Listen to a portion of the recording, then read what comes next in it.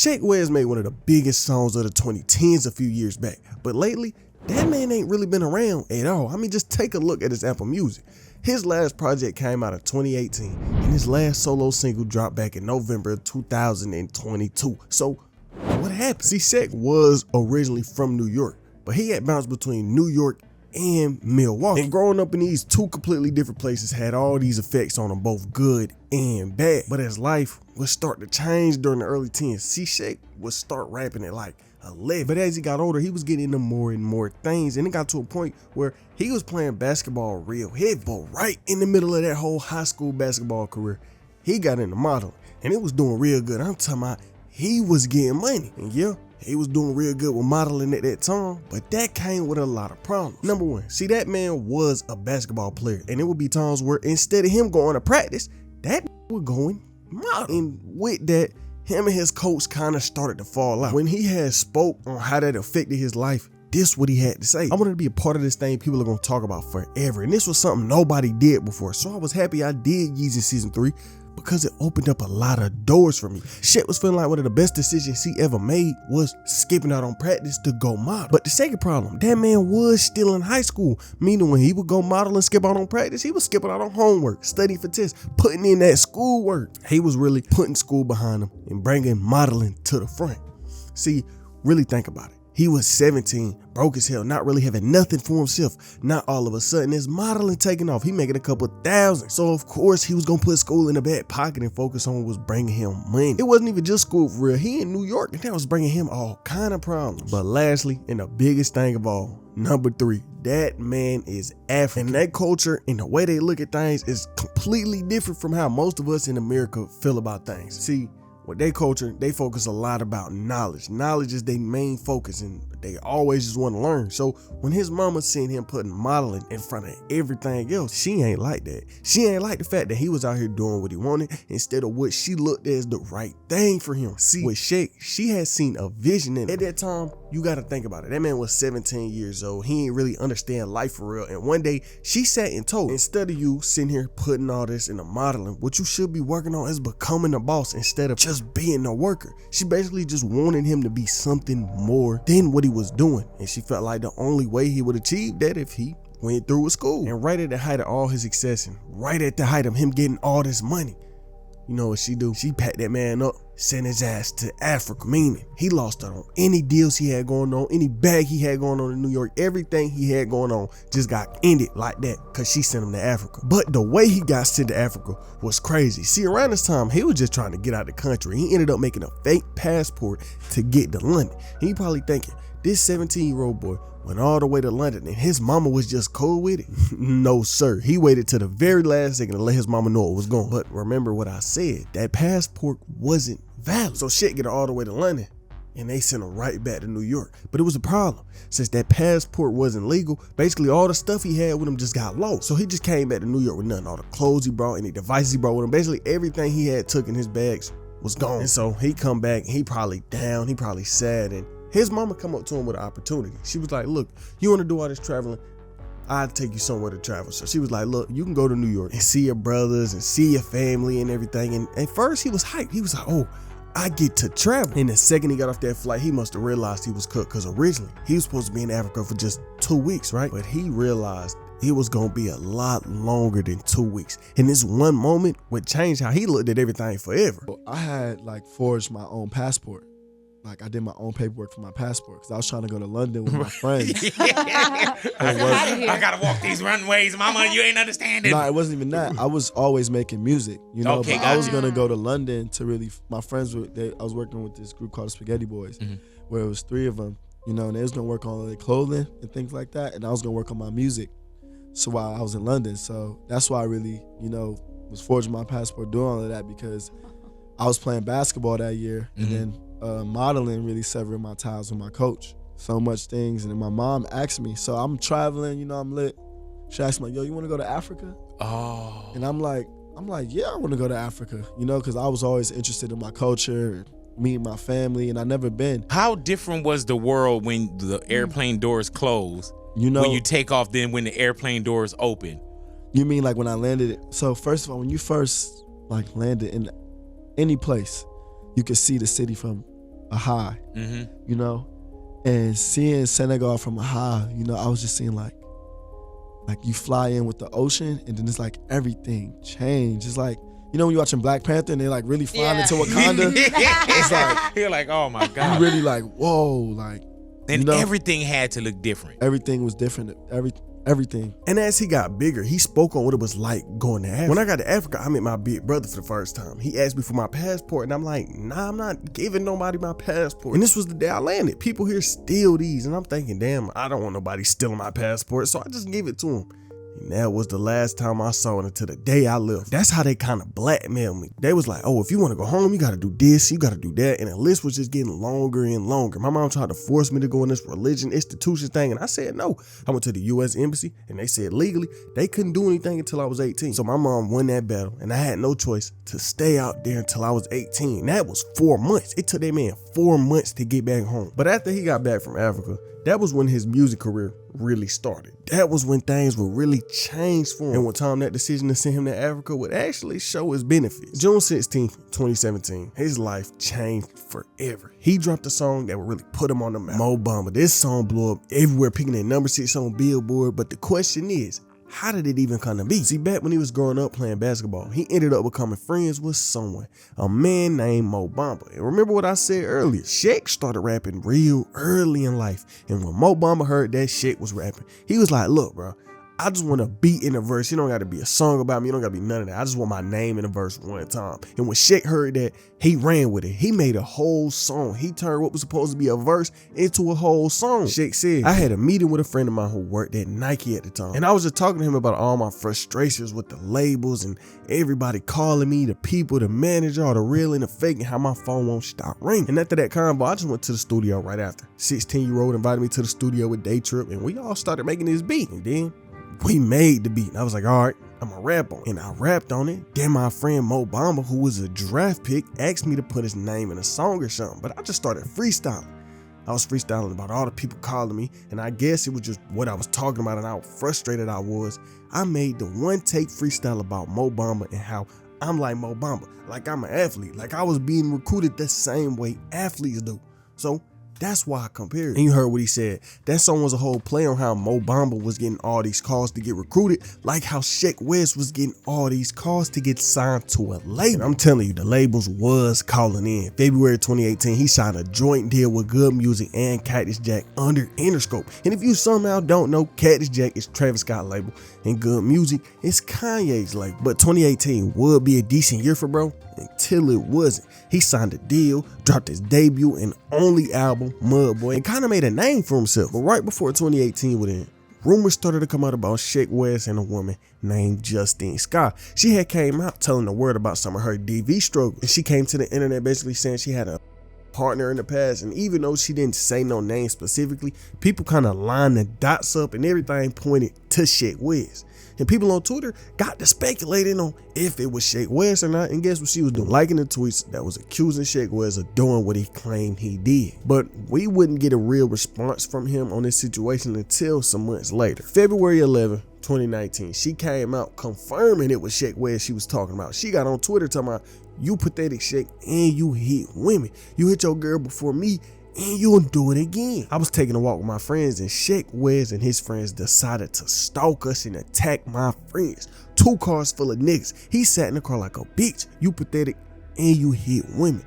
You hit your girl before me, you'll do it again. You pathetic, and all the people defending you, your whole bitch ass label, everyone. You spreading lies about me. Moral of the story is, if you never put your hands on me, you wouldn't be in this situation, and you just keep making it worse. And after this, they was just getting into it on Twitter. After she said all that she said about Sheck, he responded back, I chose to remain silent till now out of respect for actual victims of a, but I cannot stand by where lies are repeatedly told about me. I never hit or beat on any woman, and I did not beat up or jump anybody. She replies, I literally had footage of you jumping over the fence of my crib to attack me. Your lies are even more disrespectful. Then she posted messages with her and Chase B. She said all of your friends know what happened. July 26th at 10 a.m. She hit up Chase B talking about, please hurry. I think he's breaking things. I locked myself in a room. Please.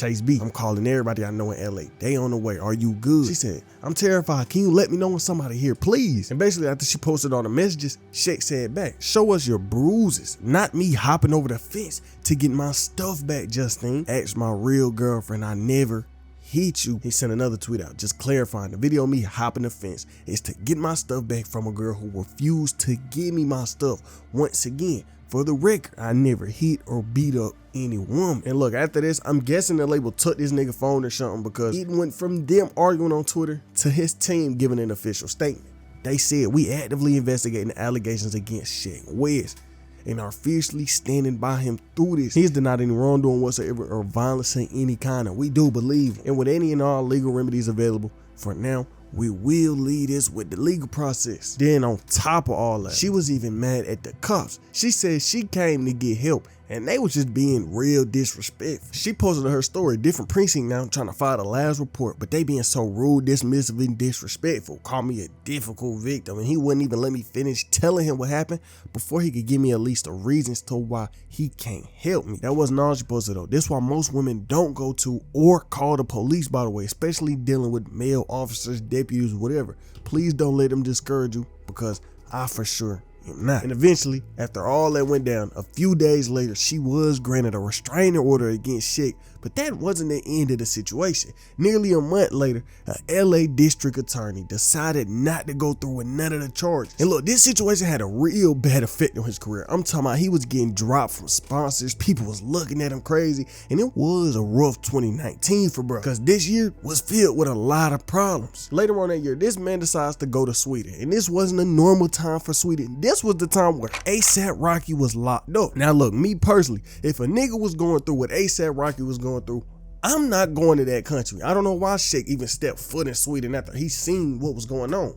But he say he touched down in Sweden, police just start rushing him. He said police frisked me and the whole gang down in Sweden, stripped and searched my means with no consent. We just had to agree. It was wild aggressive. European country police always trying to make and use examples on tourists that's unsturdy. But even past all the problems, throughout 2019, we didn't really get no music from Sheck. Yeah, he was on Jack Boys at the end of 2019, but Sheck was really out the way until one day during 2020. He got locked up out the blue. Back in May of 2020, he was out driving around New York City, but he wasn't in no regular car. He was driving in a 2019 Lamb. So that automatically made him more of a target than a regular person 412. And I don't really think he took into account how much attention this would bring him, because he was riding crazy. And remember, that man is in New York. They strict as hell out there. But police pulled him over. They say the car smelled like gas, and if the car smell like gas, it's gonna get searched. But they searched the car, find out he don't even got a license on him, and he had a Smith & Wesson in New York. A pistol in New York out of the whole country. New York is ranked second on the strictest gun laws out the whole country. So he got arrested. 12 hit him with 2 felonies. Criminal possession of a loaded strap and criminal possession of a strap. But the problems kept coming at her. Remember the whole DV case with Justine? Well, her boyfriend GoldLink was with her during the time of that whole case. And back in 2019, I didn't speak on it. He was kind of throwing shots at Sheck West. But fast forward to 2021. I don't know if they was getting into it behind the scenes, but one day out the blue, he comes online, hops on Twitter, snapping on shit. And before I read it to you, to me, it looked like this was a little promo run. Cause on the very last tweet, GoldLink gonna start promoting his album. And to make it look like even more of a clout chasing move, GoldLink didn't send out no tweets from December 2020 to June 9th, 2021, when he started snapping at Sheck West. June 9th, he get on Twitter. If Sheck West, I'm about to drink some cat and spit on you and your white tee. Sheck, it ain't my fault that your man got jumped, got spanked, then one of your mans got shot. Bloody White Walls, Be Harlem World. I'll see y'all tomorrow. Album out June 18th. Now look, clout chasing off the man your ex-girlfriend said was is crazy to me, but I guess we don't know. And that was about the last controversy he was in for years, until just a few days ago. See, y'all know how the music space is right now. Carnival everywhere. The whole world loved that song. But when it first came out, some people noticed some things about it. It sounded real similar to Mo Bamba. And right after the song dropped, if you go take a look at YouTube, it's so many mixes of Carnival and Mo Bamba. And guess what? They match up real perfect. You could tell that was kind of a song that Sheck would have fit on perfect. And look, I'm gonna just read you a couple of tweets about the song. You would be lying if you said Carnival didn't sound like Mo Bamba. I just know the masshup's gonna be tough. Carnival sound like the March Madness version of Mo Bamba. And see, when Carnival went #1, it kind of changed something in Kanye's head. Like the whole way he thought just changed. And Kanye just hopped on IG snapping. He was being real cocky. Everyone know I watched Kendrick on No More Parties in LA. Everyone know I watched Drake at the Free Hoover concert. Everyone know I brought Adidas into this culture and I took them out. Everyone knows Lotta, Demna, Virgil, Jerry, Kim all worked for me. I made Yeezus, Dark Fantasy, Pablo, Graduation, Throne, 808s. I made Runaway, Devil in the New Dress, Father Stretch. I am the one. Bro, what's up with this nigga, bro? I am the only person to come back to a #1 after cancellation. There is only one GOAT I stand by, me. And I guess when Sheck seen how Kanye was acting, he couldn't take it no more. He had to say something. You stole my whole cadence, flow, beat, tempo to get a #1. You delusional, and you ain't check in with the business. You niggas really bugged out. And at first, I think Sheck was kind of cool with it. He was like, all right, you stole my flow a little bit, you biting from me, but that's all right. Until he started bragging about something that Sheck felt like was his own sound. And surprisingly, Kanye didn't yell or cuss bro out. All he did was repost Mo Bamba and Sheck West's comment to his story. Who knows if this beef gonna go anywhere else? But it's still a question I didn't answer. Where is Sheck West? Why would he come into the music industry, make all these connections, do all of this, just to not make no music? Well, we gotta go all the way back to when he was in high school playing basketball. That man loved basketball a lot. Deep down, all he wanted to do was play basketball. And yeah, his music career might have blew up, but his love for basketball was too deep. Meaning, as time went on, he would push his music career to the back and bring focusing on basketball to the front. I'm talking about he was deep in. Now go back a few years, 2020. He was online claiming he was in the 2020 NBA draft. Damn, it's real. The 2020 NBA draft. All my life, I just wanted to follow my passion for music and basketball. Playing basketball and going pro in the NBA was something I always stood for. Tonight, dreams come true. I want to thank the NBA for their hard work. I also want to thank my team and my fans for being there as I tune into the 2020 NBA draft tonight. Now, did he actually get drafted? No. This was just all a promo run for a single, but that don't mean he wasn't really hooping for real. During that time, he ended up joining the LNB Elite Paris basketball team, and if you don't know what that means, that's the top tier professional basketball league in France, and that's really where he been. He's just been hooping. Even though he barely spoken about in the music space, a lot of people do respect him musically. And the worst part of all, probably the biggest L he done taken in a minute, was he could have been on the hit last year. If you don't know, the original version of Fiend by Travis Scott, he was featured on it, but got took off before the official release. So imagine how good that would have been for his career. And the thing is, it's not like the song just got scrapped or got lost with time. If you buy the vinyl version of Utopia, the Sheck West version of Fiend is on there. But like I said, he is still respected, kinda. Like the people from my last video, Ayo and Teo, they came out just like Sheck West. Dropped the hit with over 1 billion streams, but as the years went on, they've been in so many life-changing problems. And what happened to them is on the vid, on screen, right now.